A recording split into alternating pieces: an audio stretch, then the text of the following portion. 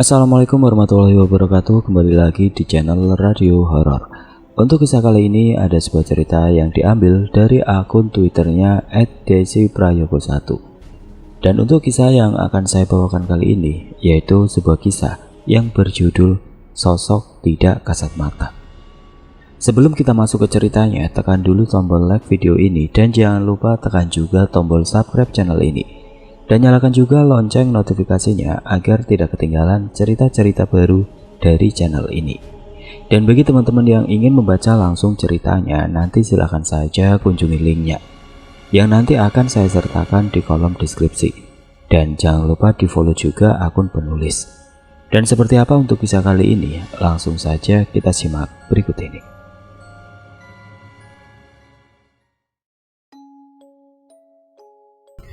Cerita kali ini datang dari narasumber Mas Ferdi di kota wisata Batu, Malang.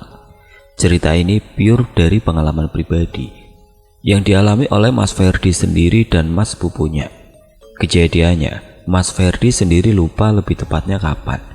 Yang dia ingat, kejadian ini dia alami sekitar awal-awal dia masuk SMP.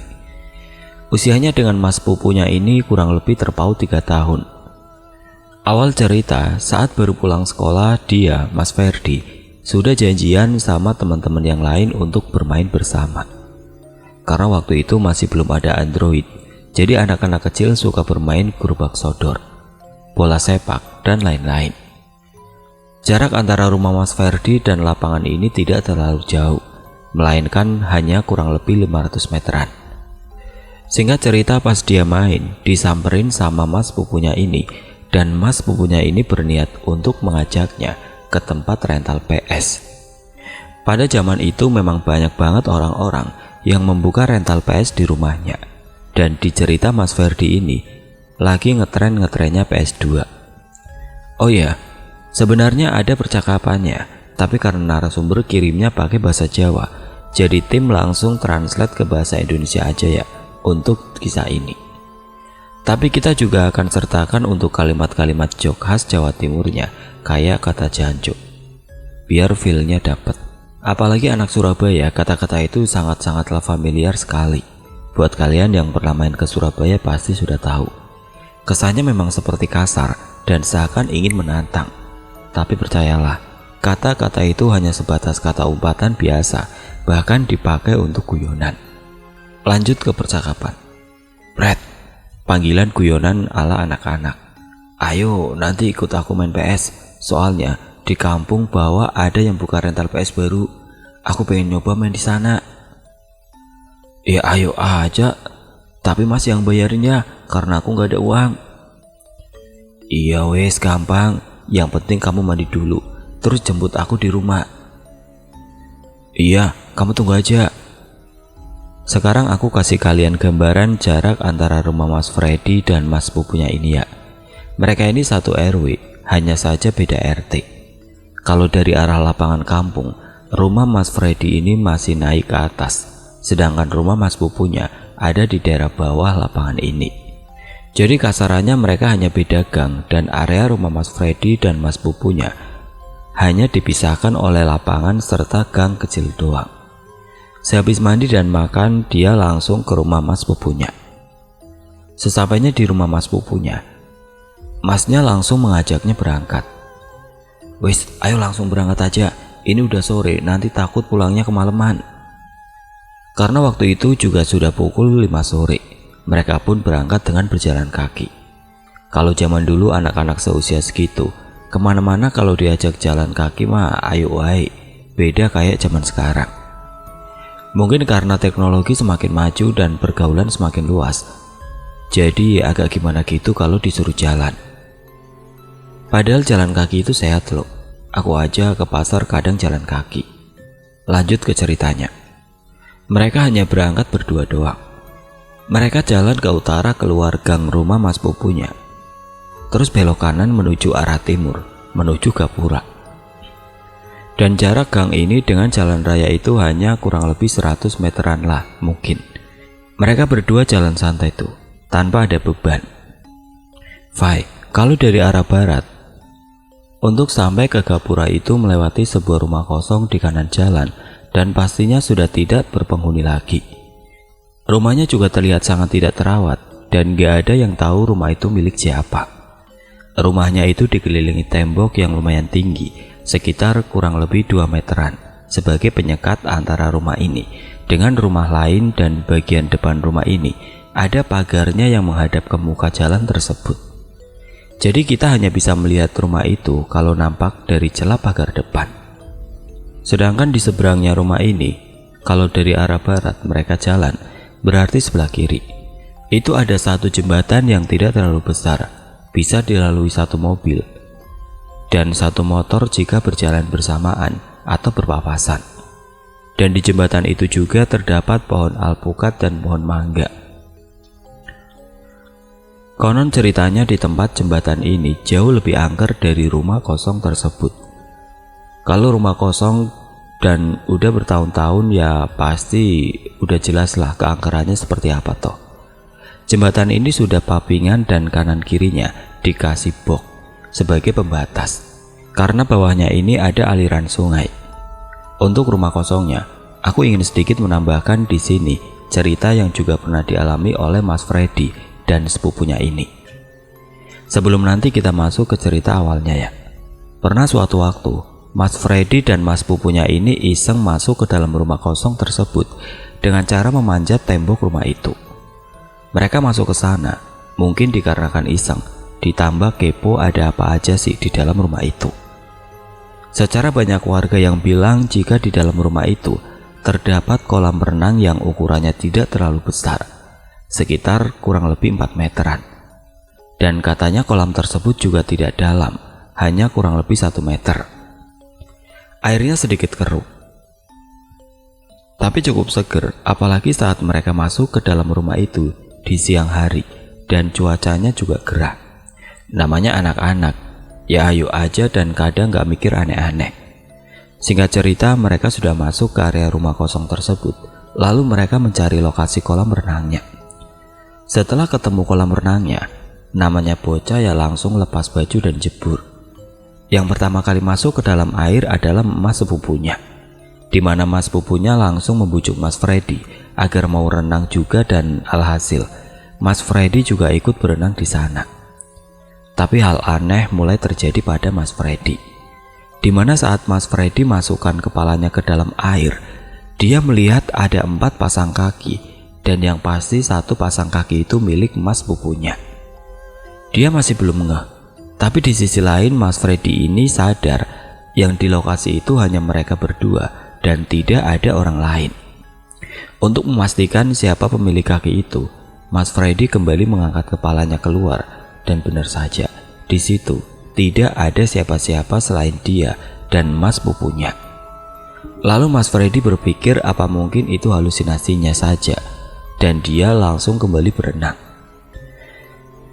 Saat kedua kalinya Mas Freddy memasukkan kembali kepalanya ke dalam air, kaki itu terlihat lagi dan itu jelas banget.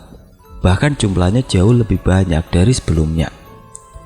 Mas Freddy yakin kalau saat itu dia sedang tidak berhalusinasi atau ngigau, karena kaki-kaki itu tampak nyata di matanya, dan dia percaya itu bukan hanya pantulan cahaya yang seakan membentuk menyerupai kaki. Karena itu benar-benar kaki manusia. Yang buat Mas Freddy bingung itu kaki siapa. Mas Freddy langsung mengeluarkan kembali kepalanya dari air untuk melihat di sekitar. Barangkali ada anak-anak lain yang juga bermain di tempat itu selain mereka berdua. Tapi yang dia dapatkan lagi-lagi sunyi. Tidak ada siapa-siapa selain mereka berdua. Dari situ Mas Freddy langsung naik ke atas, keluar dari kolam renang, karena dia ngerasa ada yang gak beres sama kolam ini. Mas pupunya yang melihat Mas Freddy keluar dari kolam renang bertanya, "Kenapa kamu berhenti renang? Padahal airnya enak loh, seger ini." Tapi Mas Freddy yang saat itu menggigil karena dingin, yang dicampur dengan rasa ketakutan akan sosok kaki tadi, cuma jawab, "Ya nggak apa-apa, aku kedinginan aja, makanya aku langsung naik ke atas. Kamu juga buruan kelar, dan ayo kita pulang." Dan Mas pupunya jawab, "Iya, bentar lagi." Setelah mereka selesai berenang terus keluar dari rumah itu dengan cara yang sama saat masuk, barulah tuh mereka balik, jalan pulang ke rumah. Di tengah perjalanan, Mas Freddy ini membuka pembicaraan. Mas, aku tadi waktu renang dan saat kepalaku udah masuk ke air, aku ngeliat banyak banget sepasang kaki. Tapi saat aku keluarkan lagi kepalaku, di situ nggak ada siapa-siapa selain kita. Masa? Tapi aku nggak lihat apa-apa tuh pas di dalam air. Iya mas, ngapain juga aku bohong? Kan nggak mungkin itu kaki mas doang. Kan itu jumlahnya ada 3 pasang. Ya masa kaki mas ada 3 pasang? Kan aneh. Mereka pun berlalu dan tiba di rumah masing-masing dengan selamat. Oke, cerita Mas Freddy dan Mas Pupunya yang melakukan kunjungan di rumah kosong itu udah selesai. Sekarang aku ajak kalian ke cerita utamanya. Tibalah mereka di rental PS tersebut, dan saat mereka bermain sebentar, ternyata sudah terdengar azan maghrib berkumandang. Di sana saat itu tidak ramai dan hanya ada 1 pengunjung saja. Jam terus berputar dan saking asiknya mereka bermain PS, tidak terasa sudah pukul 10 malam. Mas Pupunya langsung mengajak Mas Freddy untuk menyudahi mainnya dan kembali pulang ke rumah. Pulanglah mereka. Tidak lama mereka sudah tiba di Gapura arah menuju rumah mereka. Tahu kan, mereka harus melewati apa kalau lewat Gapura itu? Ya, mereka harus melewati rumah kosong dan jembatan di seberangnya. Gak bisa bayangin gimana seremnya malam-malam pulang cuma berdua dan masih pada bocah, terus lewat tempat-tempat kayak gitu. Ampun dah, kalau aku mah mending gak pulang dan numpang tidur di rumah temen. Sebenarnya bisa lewat jalan lain, contohnya lewat jalan selatan, tapi jarak yang ditempuh pastinya akan sedikit lebih jauh.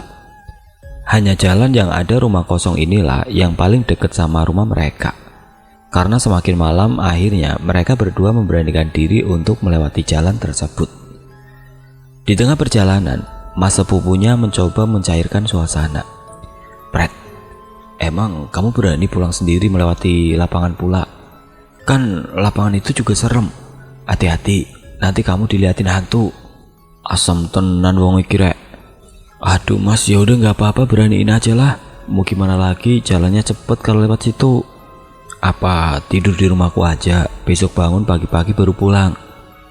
Enggak deh mas, nanti ibuku malah marah-marah karena tidur di situ, tapi nggak izin dulu sebelumnya. Ya udah terserah, tapi nanti kalau ngerasa udah takut banget, langsung lari aja. Jancok, kamu ini mas, sukanya nakut-nakutin aja. Sebelum mereka tiba di rumah kosong ini, firasat Mas Freddy sudah nggak enak.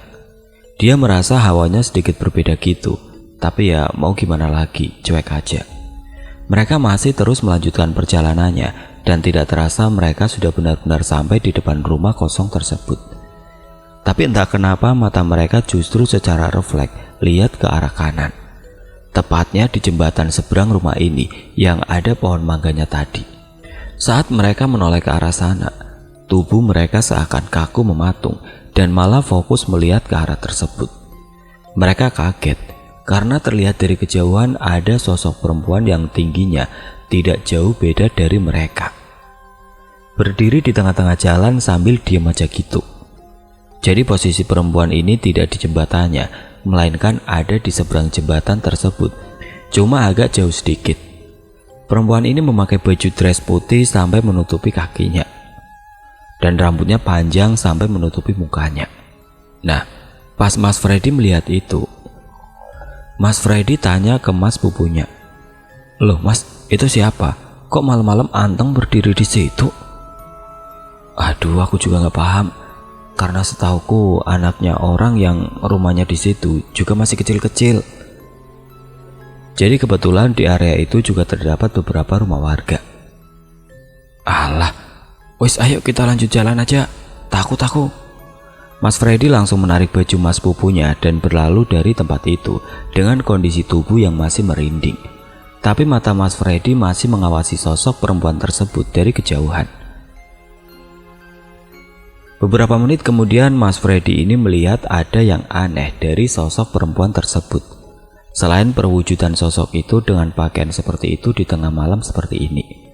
Sesaat mereka lagi-lagi terfokus memperhatikan sosok itu yang makin lama posisinya makin maju. Sosok itu saat maju terlihat bukan jalan, melainkan melayang, cuma memang pelan-pelan. Semakin sosok ini maju, semakin jelas juga mereka melihat penampakan sosok tersebut. Mereka yang menyadari bahwa ternyata sosok tersebut bukan manusia, langsung lari sekencang-kencangnya menjauh dari area tersebut. Tibalah mereka di rumah masing-masing. Ternyata sosok tersebut mengikuti Mas Freddy sampai ke rumah. Sekarang aku ajak kalian ke momen horor yang dialami Mas Freddy saat tiba di rumah.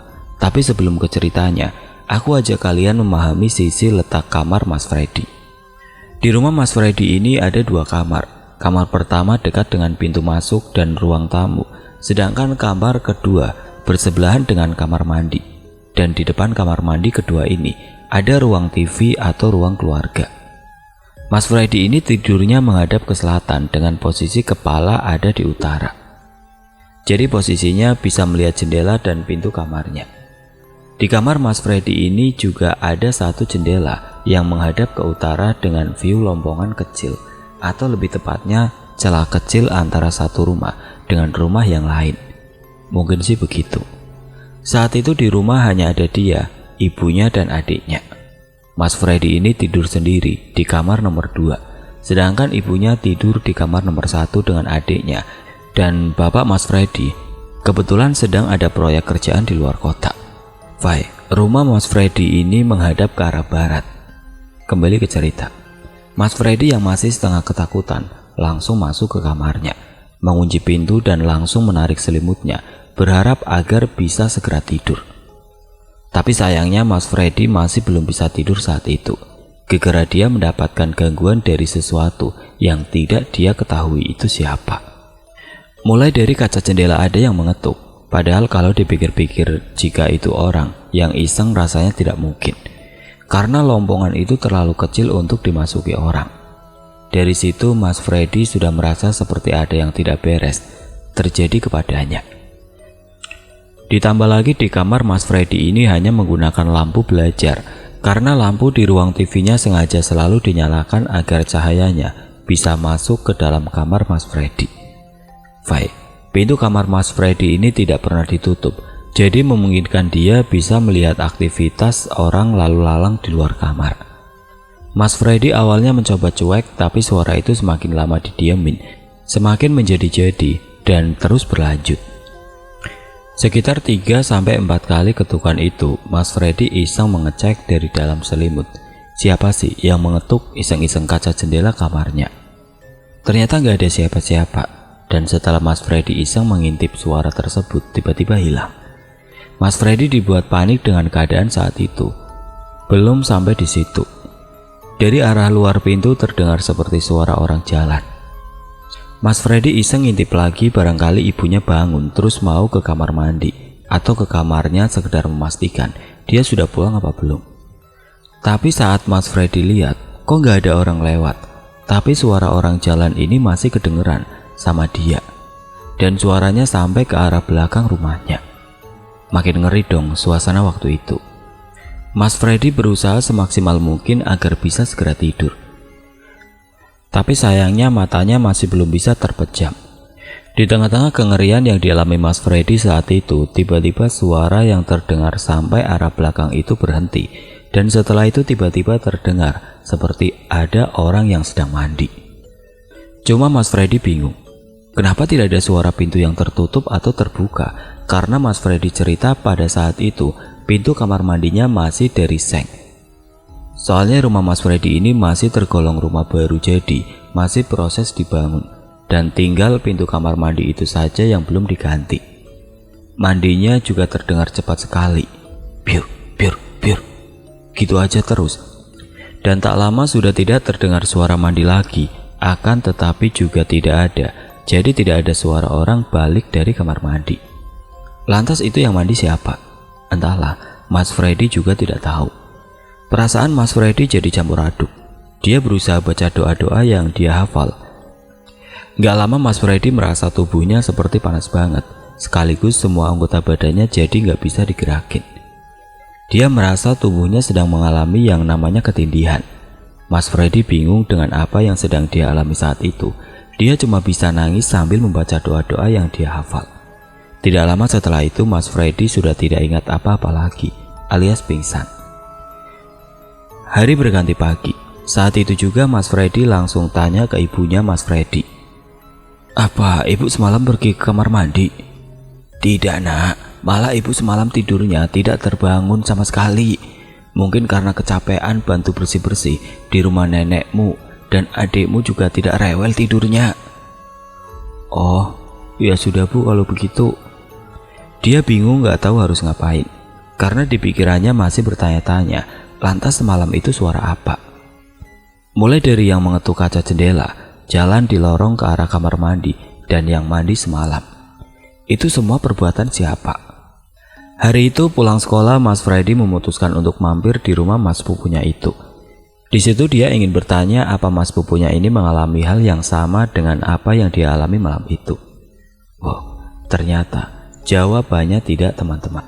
Jadi yang mendapat teror seperti itu hanya dia, dan mas pupunya justru tidak diganggu sama sekali. Gak bisa bayangin deh, ada di posisi Freddy saat itu. Terakhir kali Mas Freddy lihat ke rumah itu, katanya rumahnya sudah sedikit bersih, seperti ada yang mau mengurus rumahnya. Dan alhamdulillahnya sejak kejadian itu Mas Freddy sudah tidak mengalami hal-hal aneh lagi. Mungkin ini juga sebagai peringatan kepada kita agar tidak sembarangan untuk masuk ke rumah orang, sekalipun itu rumah yang sudah tidak berpenghuni. Terus kenapa hanya Mas Freddy yang dilihatin sosok ini, sedangkan sepupunya enggak? Karena kemungkinan Mas Freddy ini orangnya sedikit peka. Biasanya orang yang peka gampang sekali diusilin sama barang begituan. Tapi bersyukur, Mas Freddy tidak mengalami teror tersebut berkepanjangan, karena pasti bakal serem banget ya. Sekian cerita dari Mas Freddy mengenai pengalaman horornya. Sumpah, itu menurutku serem banget kalau sampai ada interaksi kayak begitu. Kita aja yang kadang cuma ditampakin bayangan aja udah bikin bulu kuduk merinding. Apalagi ini pakai ada aktivitas ketok-ketokin kaca jendela, keluarin suara berjalan, dan bahkan sampai mandi itu loh yang bikin geleng-geleng. Bener-bener pengalaman yang tidak terlupakan.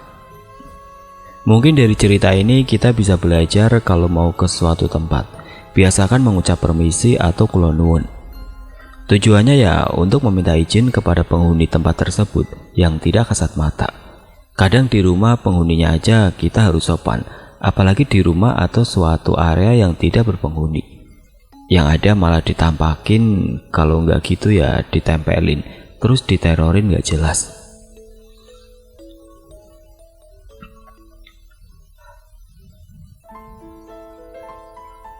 Oke teman-teman, sekian untuk cerita kali ini. Semoga apa yang sudah saya sampaikan dalam kisah ini dapat dijadikan pelajaran untuk kita semua.